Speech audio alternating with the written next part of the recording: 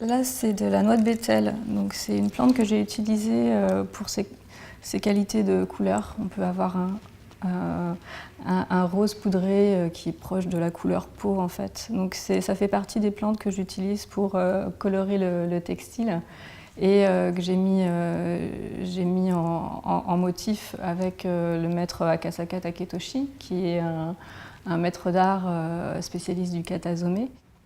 Depuis 2013, j'ai orienté mon travail exclusivement autour de la couleur végétale, et notamment une fascination pour la technique du katazome. C'est une technique qui utilise les pochoirs de papier découpé. Et en souhaitant approfondir cette méthode que j'avais déjà commencé à explorer à Taïwan, j'ai voulu aller au Japon, parce que c'est vraiment une technique qui a été développée de manière approfondie par le biais de l'artisanat du kimono.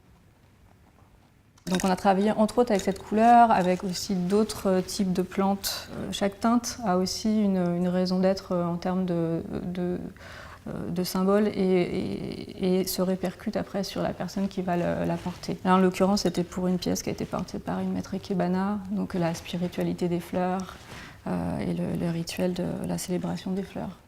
Pendant tout le séjour à la villa, j'ai mis en place différentes collaborations, notamment avec le tisserand Tamiya Raden et aussi les tisserands de soie Chirimen de la région de Tango. Tamiya Raden est spécialiste en fait de techniques, notamment de bois tissé, que j'ai pu utiliser également pour créer des costumes de scène. C'est une extension de leur technique traditionnelle de nacre, qui est posée sur du papier washi, puis découpé et retissé.